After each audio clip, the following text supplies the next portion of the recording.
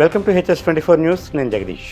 మంత్రి నారాయణ మీడియా సమావేశం నిర్వహించారు. ఈ సందర్భంగా ఆయన మాట్లాడుతూ అమరావతి రాజధాని విషయం అందరికీ తెలిసిందే అని, గత ప్రభుత్వం మూడు ముక్కలాట ఆడింది, రాజధాని లేని రాష్ట్రం ఆంధ్రప్రదేశ్ అని, ఇక్కడ రోడ్లు 2-3 లేయర్లు పూర్తయ్యాయి, ప్రిన్సిపల్ సెక్రటరీస్ జడ్జి బంగ్లాలు పనుల మధ్యలోనే ఆగిపోయాయని, సీఎం ఆదేశాల మేరకు కంప చెట్లను తొలగించాము, అనేక సమస్యలు ఇక్కడ ఉన్నాయని మంత్రి నారాయణ వ్యాఖ్యానించారు. అమరావతి రాజధాని విషయం అందరికీ తెలిసిందే. గత ప్రభుత్వం మూడు ముక్కలు ఆటాడి దాన్ని కంప్లీట్గా రిజర్వ్ చేసింది. ఏ రాష్ట్రానికైనా ఒక రాజధాని అనేది ఉండాలి, కానీ ఈ భారతదేశంలో రాజధాని లేని రాష్ట్రం ఏదంటే మన రాష్ట్రమే. 2014-19లో ఆ రోజు ముఖ్యమంత్రిగా ఉన్న నారా చంద్రబాబు నాయుడు గారు దీని ఒక ప్రపంచంలో ఉన్న టాప్ 5 రాజధానిలో దీని ఒక చేయాలని యాక్చువల్గా ఆ రోజు డిజైన్ చేయించడం, దాని యొక్క ల్యాండ్ పుల్లింగ్ ద్వారా ల్యాండ్ తీసుకుని దాని టెండర్లు దాదాపు 43,000 కోట్లకు టెండర్లు వర్క్ స్టార్ట్ అయినాయి. కొన్ని రోడ్లు అయితే తీసుకో అధికారులకు కావాల్సిన బంగాళాలు కొన్ని అయితే ఆల్మోస్ట్ 90% అయిపోయిన ఎమ్మెల్యేలు, అదేవిధంగా సెక్రటరీస్, ప్రిన్సిపల్ సెక్రటరీస్, మినిస్టర్లు, జడ్జెస్ బంగాళాలు అయితే ఈ విధంగా స్ట్రక్చర్ అయిపోయింది చాలా వరకు. కానీ అవన్నీ కూడా ఆపేయటం, ఈ ప్రభుత్వం వచ్చే లోపల అవన్నీ కూడా ముళ్ళ కంపలు ఉండిపోయినాయి. అంటే ఈ బిల్డింగ్స్ చూడాలంటే ఆ రోజు వేరే పెద్ద బిల్డింగ్స్ టవర్స్ ఎక్కి చూడాల్సి వచ్చింది. టవర్స్ ఎక్కి చూసిన ఆ పెరిగిన ముళ్ళ కంపల వల్ల 5 సంవత్సరాల్లో ఇవి కూడా అవ్వకుండా. అప్పుడు ముఖ్యమంత్రి గారు యాక్చువల్గా రిజెక్ట్ చేసి ఒకటే అన్నారు, ఇమ్మీడియట్గా కంప తొలగించేయండి అంటే అప్పటికప్పుడు యాక్చువల్గా టెండర్లు పిలిచి కంప తొలగించిన తర్వాత ఆ బిల్డింగ్ ఉంటూ ఒకటి. అయితే ఎలక్షన్స్ ముందు ఏదైతే ఎన్డీఏ ప్రభుత్వం గౌరవనీయ ముఖ్యమంత్రి నారా చంద్రబాబు నాయుడు గారు యాక్చువల్గా ఏదైతే చెప్పారో రాగానే యాక్చువల్గా అమరావతి క్యాపిటల్ సిటీ నిర్మిస్తాం అని, దాని ప్రకారం యాక్చువల్గా అడుగులు వేయటం జరిగింది. అయితే అనేక హర్డిల్స్ ఉన్నాయి. సర్టిఫికేట్ ఇచ్చిన తర్వాత ముందుకు మొదలుపెట్టాం. మళ్ళీ ఆ యొక్క కాంట్రాక్టర్స్ ఎవరైతే ఉన్నారో వాళ్ళందరితో కూర్చొని అధికారులు డిస్కస్ చేసి అవి క్లోజ్ చేయాల్సి ఉండే హర్డిల్స్ అవన్నీ కూడా ఓవర్కమ్ అయ్యి దానికి ఒక కమిటీలు వేసుకొని ఆ కమిటీల్లో అవన్నీ చేయటం, అదేవిధంగా రివర్స్ సెంటర్ ఉండింది దాన్ని చేయటానికి ఇట్లా అసెంబ్లీలోను క్యాబినెట్లోను అవన్నీ డిస్కస్ చేసి లీగల్ ఇష్యూస్ లేకుండా అన్నీ ఓవర్కమ్ జరిగింది. ఆ తర్వాత యాక్చువల్గా టెండర్లని అధికారులు పిలిచారు. ఆల్మోస్ట్ మెజారిటీ వర్క్స్కి ఆల్మోస్ట్ 90% వర్క్స్కి టెండర్లు కంప్లీట్ చేసాం. ఇప్పుడు యాక్చువల్గా ఎవరికైతే టెండర్లు దక్కించుకున్నారో వాళ్ళందరూ యాక్చువల్గా వర్క్ మొదలు పెట్టడానికి వచ్చారు. ఫస్ట్ వాళ్ళు చేసే పని క్లీనింగ్ చేసుకుంటున్నారు.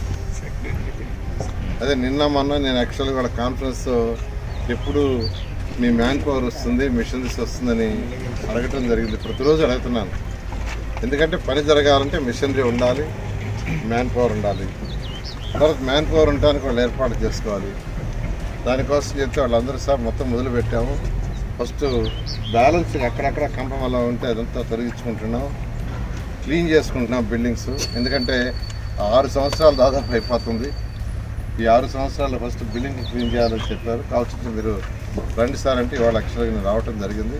ఇప్పుడు సెక్రటరీస్, ప్రిన్సిపల్ సెక్రటరీస్ ఆ బిల్డింగ్స్ దగ్గర ఉన్నాం. దాదాపు యాక్చువల్గా మెజారిటీ క్లీనప్ చేశారు.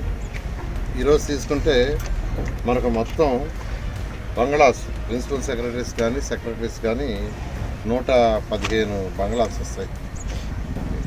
అదేవిధంగా మినిస్టర్స్, జడ్జెస్కి 186 వస్తున్నాయి. మినిస్టర్స్ అండ్ జడ్జెస్ వాళ్ళందరూ కలిసి 71 మొత్తం మీద బంగ్లాలన్నీ తీసుకుంటే 186. సెక్రటరీస్ కానీ, ప్రిన్సిపల్ సెక్రటరీస్ కానీ, మినిస్టర్స్ కానీ, జడ్జెస్ కానీ మొత్తం 186 బంగ్లాలు వస్తున్నాయి. గ్రూప్ డి అని డిఫరెంట్ కేటగిరీస్ ఉన్నాయి. అంటే 1800 చదరపు ఉండే అపార్ట్మెంటు, 1500 ఉండేది, 900 ఉండేది, మొత్తం 1440. అదేవిధంగా ఎన్జిఓస్ తీసుకుంటే 1995, అది 1200 చదరపు అడుగులు. ఇవన్నీ యాక్చువల్గా వర్క్ యాక్చువల్గా స్టార్ట్ చేశారు. ఫస్ట్ క్లీన్ చేసుకునే వర్క్లో ఉన్నారు, ఎందుకంటే 6 ఏళ్ళు అయిపోయింది.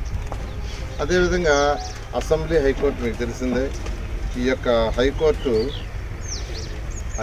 వచ్చి 16.85 లక్షల చదరపడుగులు, అసెంబ్లీ వచ్చి 11.67 లక్షల చదరపడుగులు. హైకోర్టు 7 అంతస్తులు, అసెంబ్లీ వచ్చి 250 మీటర్ల హైటు. ఎందుకంటే అసెంబ్లీ అనేది 365 రోజులు ఉండదు.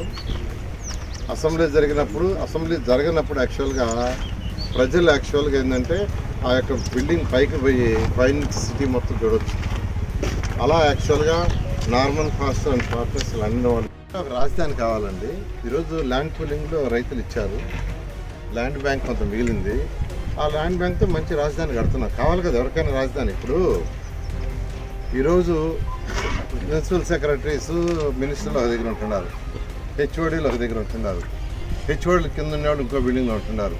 కొందరు గుంటూరులో ఉంటున్నారు, కొందరు మంగళగిరిలో ఉంటున్నారు, కొందరు బయట ఉంటున్నారు. రూపాయలు పెరిగిన తర్వాత ల్యాండ్ అమ్మేసి ఈ యొక్క అప్పు తీర్చేయడం జరుగుతుంది. కాబట్టి ఈ అప్పు తీర్చడానికి ప్రజలు కట్టే ట్యాక్సుల ద్వారా కాదు. కొందరు ప్రతిపక్ష నాయకులు అది ఒకటి మొదలుపెట్టారు. ఇదంతా ప్రజలు కట్టే డబ్బులతో వేస్ట్ చేస్తున్నారు. దీన్ని వేస్ట్ ఏముందండి? రాజధాని ప్రజలు పెట్టే ట్యాక్సులతో చేయటం లేదు. ఈ ల్యాండ్ పుల్లింగ్ చేసేటప్పుడే ఒక పద్ధతి ప్రకారం ఆ రోజు ముఖ్యమంత్రి గారు చాలా క్లారిటీ ఇచ్చారు.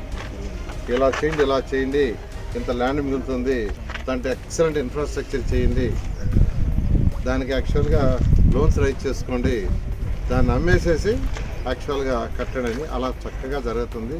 ప్రతిపక్ష ఎవరైతే నాయకులు ఉన్నారో మాట్లాడుతున్నారో వాళ్ళందరికీ మళ్ళీ ఒకసారి చెప్తున్నా, ఒక్క పైసా రాష్ట్ర ప్రజలు కట్టే ట్యాక్సుల ద్వారా మేము ఖర్చు పెట్టము.